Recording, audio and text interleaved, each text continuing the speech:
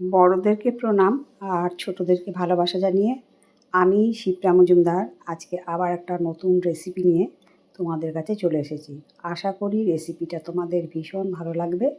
তাহলে দেখতে শুরু করা এখন থেকে। আজকে আমি তোমাদেরকে কি দেখাতে চলেছি দেখো বন্ধুরা, আমি এখানে 4 পিস কাতলা মাছের মুড়ো নিয়ে নিয়েছি। আজকে যে রেসিপিটা তৈরি করব সেটা রুই মাছ বা কাতলা মাছ যে কোনো মাছের মুড়ো দিয়ে তৈরি করলে ভীষণ ভালো লাগে খেতে। লবণ হলুদ দিয়ে মুড়ো চারটেকে ভালো মতন করে মাখিয়ে আমি এখন রেখে দিচ্ছি। এরপরে দেখো, আমি একটা প্লেটের মধ্যে পটল, বেগুন, কুমড়ো, আলু আর পুঁই ডাঁটা নিয়ে নিয়েছি। এইগুলো আমি একে একে সুন্দর করে কেটে নেব। প্রথমে আমি দেখো বেগুনটাকে কেটে নিচ্ছি। বেগুনটাকে সামনে আর পিছন কেটে নিয়ে কিভাবে কাটছি সেটাকেই তোমাদেরকে দেখিয়ে দিচ্ছি। প্রথমে মাঝখানে কেটে নিয়ে তারপরে আবার লম্বা দিকে কেটে 3 ভাগ করে কেটে নিয়েছি। এবার একটা ঝুড়ির মধ্যে দেখো তুলে রাখলাম। এইভাবে পটলটাকেও আমি খোসা একটুখানি রেখে রেখে পটলটাকেও আমি ছাড়িয়ে নেব। সমস্ত পটলগুলো আমি এইভাবে কেটে নেব। সামনে পিছন কেটে নিয়ে মাঝখানে 2 আধা করে তারপরে একটু ডুমো ডুমো সাইজ করে কেটে নিলাম। এরকম সাইজ করে পটলটাকে কেটে নেব। সমস্ত পটল কাটা হয়ে গেছে। এবার আমি ওই ঝুড়িটার মধ্যেই রেখে দিলাম। এবারে আলুটাকেও আমি এইভাবে কেটে নিচ্ছি। মোট কথা সমস্ত সবজিগুলো আমি একটু বড় বড় সাইজ করেই কেটে নিচ্ছি, যাতে না একদম গলে যায়। সেই রকম করেই সমস্ত সবজিগুলো একটু বড় বড় করে কেটে নিতে হবে। আলু কাটা হয়ে গেছে। এবারে কুমড়োটাকে একটু খোসা রেখে রেখে কেটে নেবো। কুমড়োটা একটু কচি আছে, যার জন্য একটুখানি খোসা রেখে রেখে কাটলে খেতে ভালো লাগবে। এবারে কুমড়োটাকে লম্বা দিক দিয়ে কেটে নিলাম। তারপরে এগুলোকেও ডুমো ডুমো সাইজ করে সম্পূর্ণটা কেটে নেব। তোমরা দেখে বুঝতে পারলে আমি সমস্ত সবজিগুলো এইভাবে কেটে নিয়ে ঝুড়ির মধ্যে রেখে দিলাম। এরপরে এর মধ্যে দেব পুঁই ডাঁটা। পুঁই ডাঁটা দিয়ে আজকে আমি মাছের মুড়ো দিয়ে একটা ঘন্ট রেসিপি তৈরি করে দেখাবো। তোমরা অনেকেই এটা রান্না করতে পারো, তবুও আমি কি করে করি সেটাই আজকে তোমাদেরকে তৈরি করে দেখাবো। এই রেসিপিটা খেতে কিন্তু ভীষণ ভালো লাগে। আর অনুষ্ঠান বাড়িতে কিন্তু এরকম একটা রেসিপি রাখা হয়।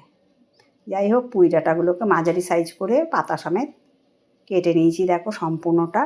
এবারে কড়াইয়ের মধ্যে সর্ষের তেল চাপিয়ে দিলাম। সর্ষের তেলটা গরম হয়ে চারদিকে খুন্তি দিয়ে একটু ঘুরিয়ে নিলাম। তারপরে আমি মাছের মুড়োগুলো এখন তেলের মধ্যে ছেড়ে দেবো।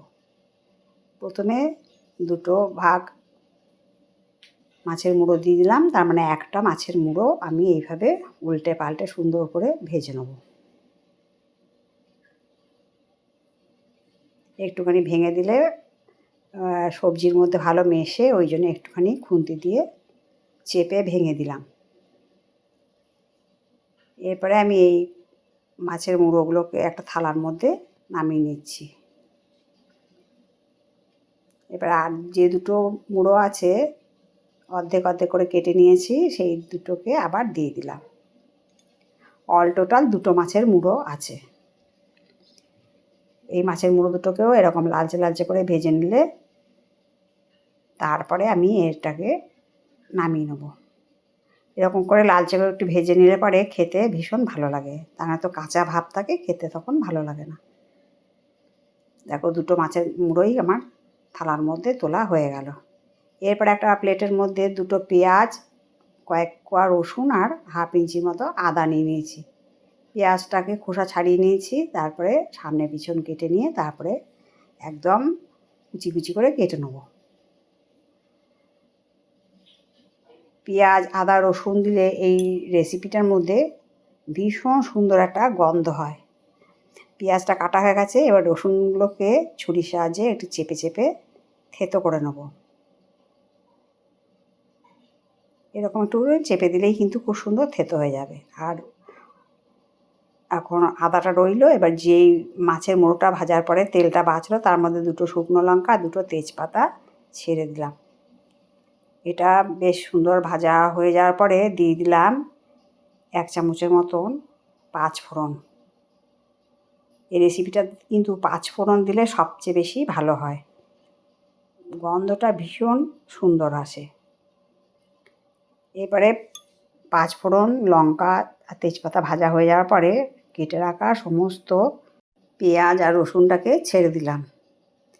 এবার দেখো একটা গ্রেটার নিয়ে নিয়েছি, গ্রেটারে করে ওই পেঁয়াজ আর রসুনের মধ্যেই আদাটাকে গ্রেট করে দিয়ে দিলাম। একসাথেই এইগুলোকে সম্পূর্ণটা ভেজে নেব, একটু লালচে লালচে করে ভেজে নেব। খুব বেশি কড়া ভাজার কিন্তু এতে কোনো দরকার পড়ে না। এইরকম পর্যায়ে হওয়ার পরে আমি এর মধ্যে দিয়ে দিলাম 1 চামচ লবণ আর 1 চামচ হলুদ। লবণ আর হলুদটা দিয়ে ভালো মতন করে পেঁয়াজ আদা রসুনটাকে ভেজে নেবো একটুখানি। কালারটা যখন এইরকম পর্যায়ে হলো, এই পর্যন্ত ভেজে নিতে হবে। এরপর দিয়ে দিলাম ধনে গুঁড়ো 1 চামচ, জিরে গুঁড়ো 1 চামচ, আর দিয়ে দিচ্ছি লঙ্কার গুঁড়ো 1 চামচ। দিয়ে ভালো মতন করে এটাকে ভেজে নেবো অল্প একটু জল দিয়ে, যাতে না মশলাটা পুড়ে যায়। ভালো মতন করে নাড়িয়ে চাড়িয়ে সুন্দর মতন করে কষিয়ে নেব। দেখো জলটা বেশ শুকিয়ে গেছে, তেলটাও বেশ বেরিয়ে এসছে। এরকম করে ভেজে সুন্দর যখন গন্ধ বেরিয়ে গেল, তারপরে আমি এর মধ্যে সমস্ত সবজিটা দিয়ে দিলাম। খুবই সহজ এই রেসিপিটা, খেতে সেরকম সুন্দর। অনেকেই কিন্তু এই রেসিপিটা খেতে ভীষণ ভালোবাসে।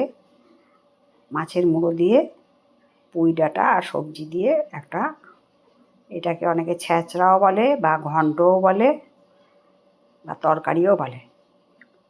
কিছুক্ষণ নাড়াচাড়া করার পরে ঢাকনা চাপা দিয়ে রেখেছিলাম মিনিট 3-4। তারপরে ঢাকনা খুলে তোমাদেরকে দেখিয়ে দিচ্ছি। অনেকটাই সবজিটা নরম হয়ে গেছে। এবার ঢাকনাটা আমি খুলে দিলাম। কিছুক্ষণ নাড়িয়ে চাড়িয়ে আবার ঢাকনা চাপা দিয়েই কিন্তু এটা রান্না করতে হবে। এই সবজি থেকে যে জলটা বেরোবে সেটা দিয়েই কিন্তু রান্নাটা কমপ্লিট করতে হবে। দেখো অনেকটাই জল বেরিয়ে গেছে, অনেকটাই জল বেরিয়ে গেছে। এবারে এইটা দিয়ে ভালো করে আবার নাড়িয়ে চাড়িয়ে এই তরকারিটাকে করে নেব। এরপরে দিয়ে দিলাম 1 চামচের মতন চিনি। চিনিটাকে দিলাম স্বাদটাকে ব্যালেন্স করার জন্যে। যারা চিনি খাও না তারা চিনিটাকে স্কিপ করতে পারো। এবার চিনি দিয়ে আবার একটু সুন্দর করে ওপর নিচ নাড়িয়ে চাড়িয়ে রান্নাটা করে নিতে হবে। বন্ধুরা, আজকের রেসিপিটা যদি তোমাদের ভালো লাগে তবে লাইক, শেয়ার, কমেন্ট আর সাবস্ক্রাইব করে আমার চ্যানেলের পাশে থেকো। আর যদি কোনো নতুন বন্ধু এসে থাকো অবশ্যই বেল বাটনটা অন করে দিও, তাহলে সমস্ত নোটিফিকেশান তোমাদের কাছে পৌঁছে যাবে। এবার বেশ কিছুক্ষণ রান্নাটা হয়ে যাওয়ার পরে মাছের মুড়োগুলো একটুখানি করে ভেঙে দিয়েছিলাম। একটুখানি করে ভেঙে দিলে পরে এই সবজিটার সাথে মিশে যায় ভালো মতন, আর খেতে কিন্তু ভীষণ সুন্দর হয়। যাই হোক, বেশ ভালো করে মাছের মুড়োর সাথে সবজিটাকে নাড়িয়ে চাড়িয়ে নিতে হবে। আর মাঝে মাঝে এই কাজটাকে করে নিতে হবে, যাতে না তলা ধরে যায় সেই দিকটাকেও কিন্তু নজর রাখতে হবে। তাই বারে বারে কিন্তু কিছুক্ষণ বাদ বাদ নাড়িয়ে চাড়িয়ে রান্নাটা সেরে নিতে হবে। আশা করি বন্ধুরা আজকের রেসিপিটা তোমাদের ভালো লেগেছে। তাহলে তোমাদের সুন্দর সুন্দর কমেন্টসের মাধ্যমে জানিও আজকের এই পুঁই ডাঁটা দিয়ে মাছের মুড়ো দিয়ে ঘন্টটা কেমন লাগলো। দেখো রান্নাটা কমপ্লিট হয়ে যাওয়ার পরে আমি কিছুক্ষণ ঢাকনা চাপা দিয়ে রেখেছিলাম। ঢাকনা খুলে দিয়ে তোমাদেরকে দেখিয়ে দিলাম কত সুন্দর হয়েছে রেসিপিটা। যেমন সুন্দর খেতে সেরকম সুন্দর তার গন্ধ।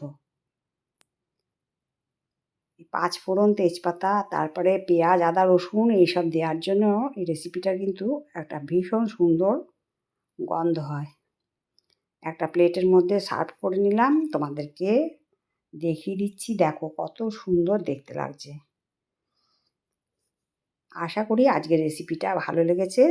আমার যত কাছের দূরের বন্ধু আছো তোমরা আমার প্রাণ ভরা ভালোবাসা নিও। আজ তাহলে এই পর্যন্ত রাখি, অন্য কোনো দিন অন্য কোনো রেসিপিতে আবার দেখা হবে, কেমন? টাটা।